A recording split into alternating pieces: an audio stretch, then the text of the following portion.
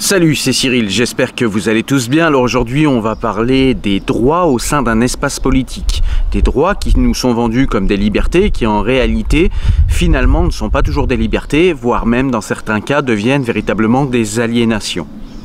Alors très souvent, ça fait quelques décennies qu'on a des progressistes qui nous vendent des nouveaux droits sociétaux pour la majorité, qui seraient des droits nouveaux desquels nous pourrions jouir à notre guise, et on nous explique bien que tout va de mieux en mieux dans ce pays puisque nous avons de plus en plus de droits, que ce soit des droits LGBT, que ce soit des droits au niveau du travail, que ce soit des droits au niveau de notre manière de gagner de l'argent ou de notre liberté de penser ou que sais-je.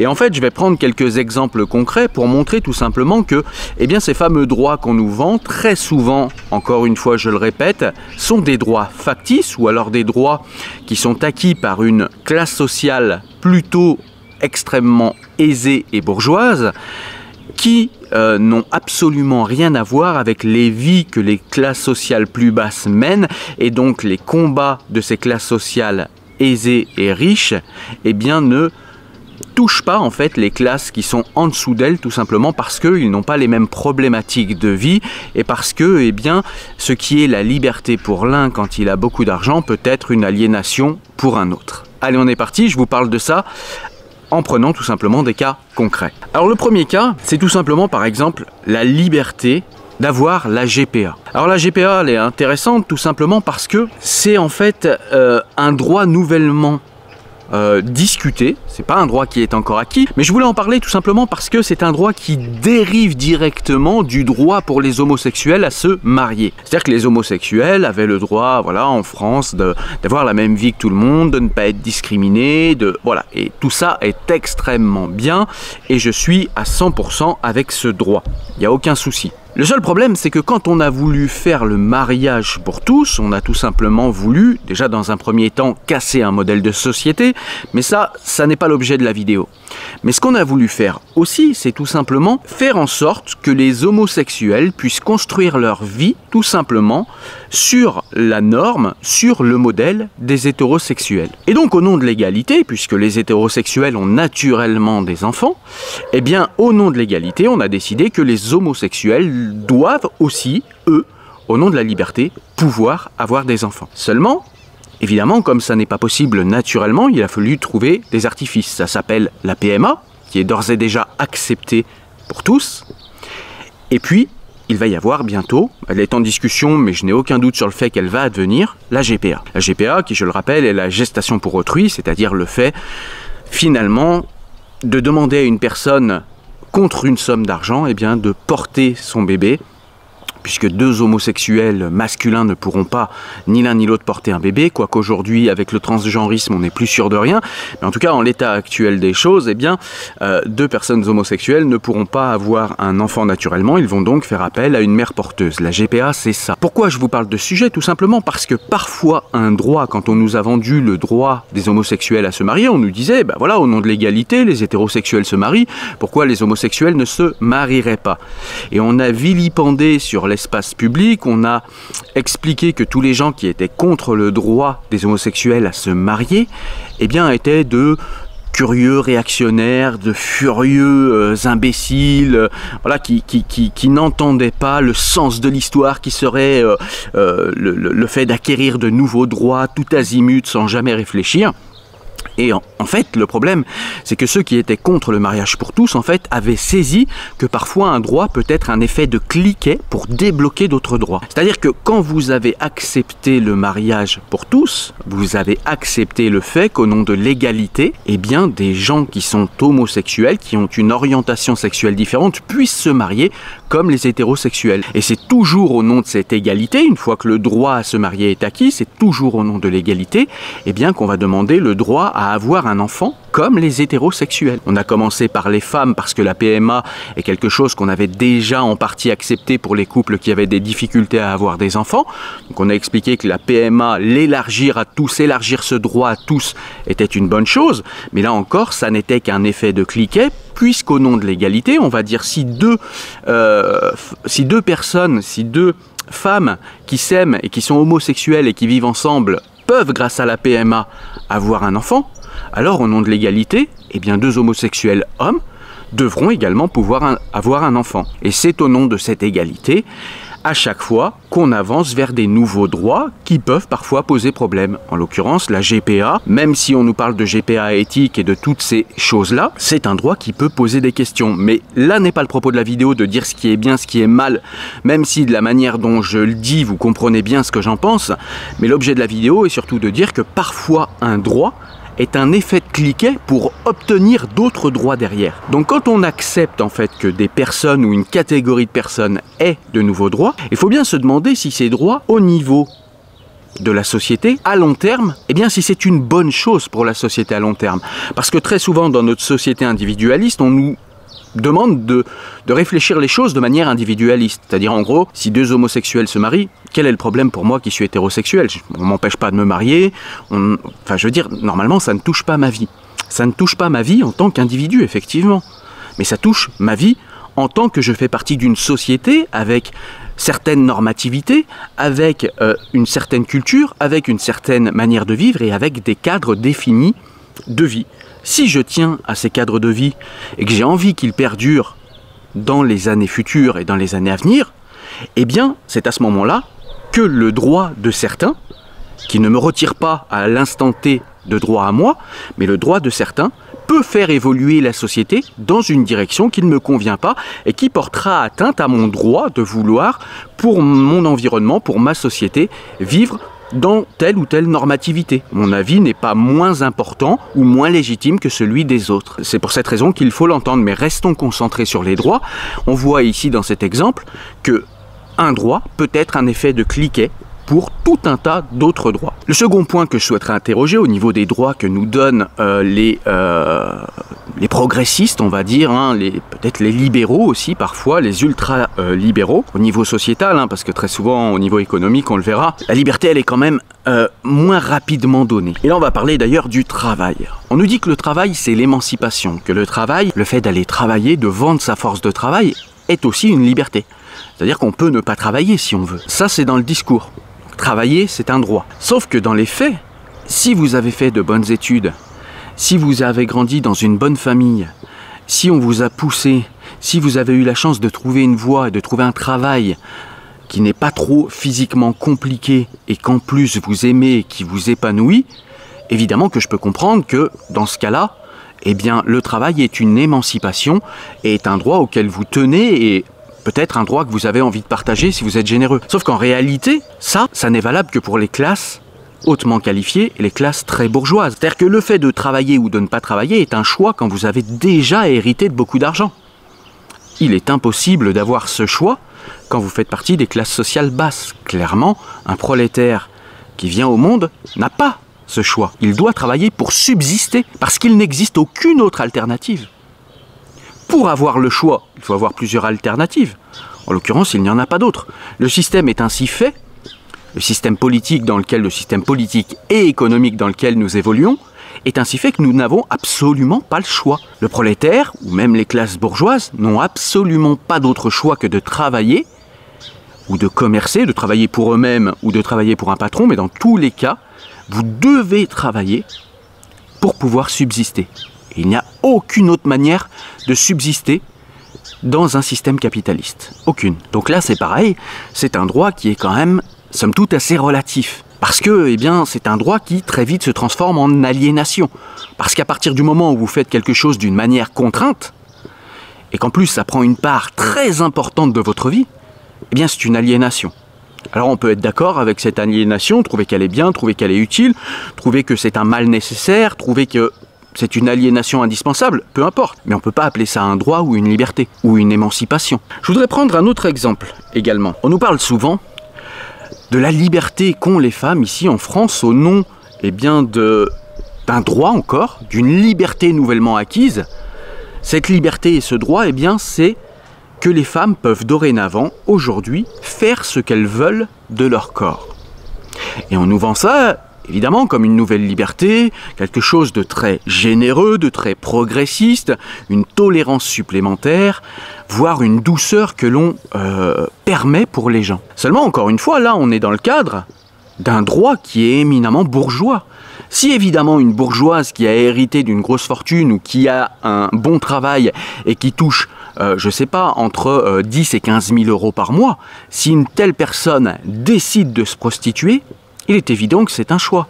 Maintenant, en France, on a tous vu ce nombre grandissant de petites étudiantes qui se prostituent pour payer leurs études.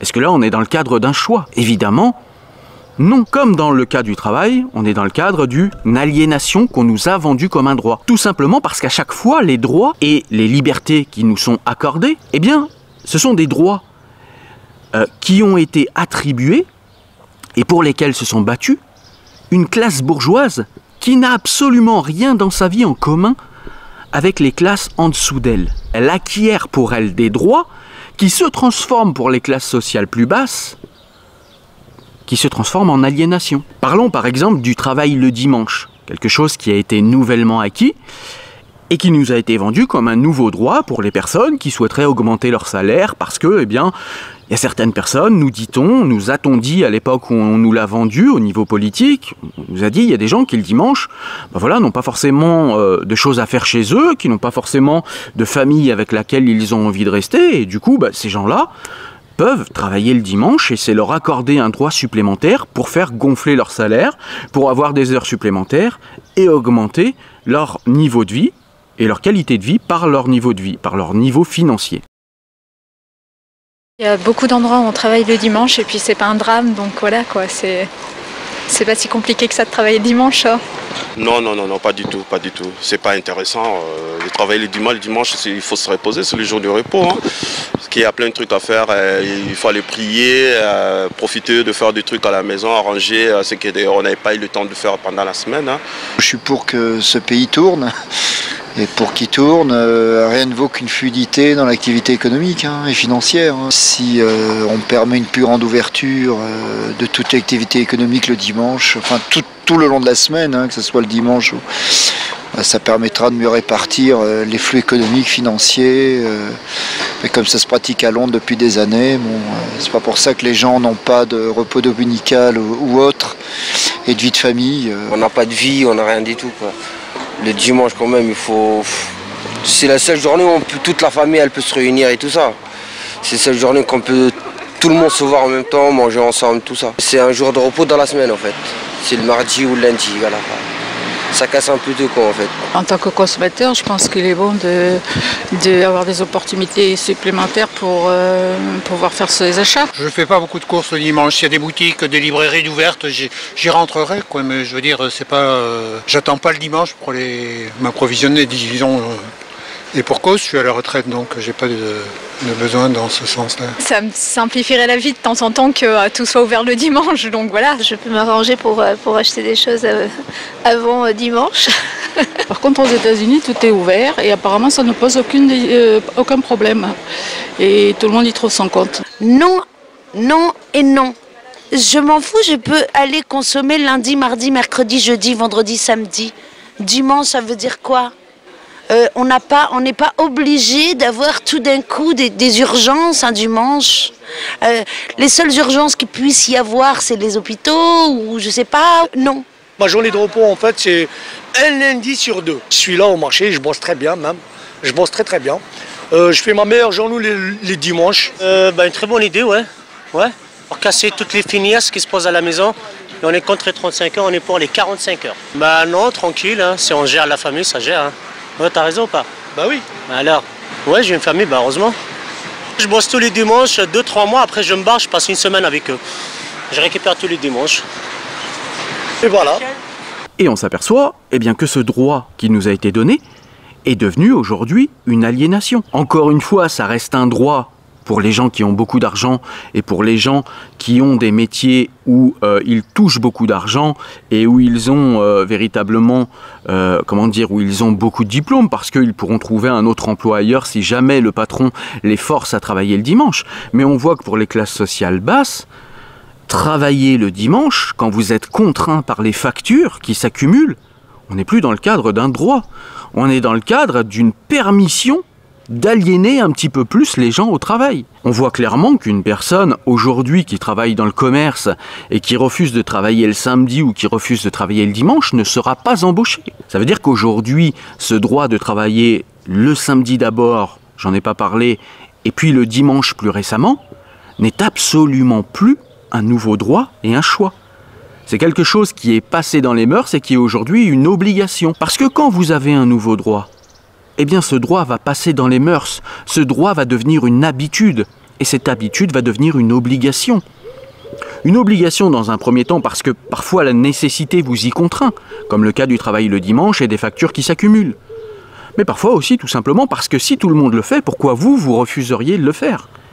Ce qui veut dire que ce qu'on nous vend au départ comme un nouveau droit qui concernera seulement ceux qui le souhaitent, eh bien très souvent, par un effet d'habituation et d'entrer dans les mœurs, d'incorporation dans la société de ce nouveau droit, eh bien va devenir quelque chose qui sera obligatoire, que vous devrez faire. Comme le fait par exemple d'aller travailler, je ne sais pas, à 1 heure ou 2 heures de chez vous. C'est quelque chose qui était impensable il y a quelques décennies. Aujourd'hui, si vous ne le faites pas, vous êtes un feignant. Il y a d'autres libertés comme ça qui sont à questionner.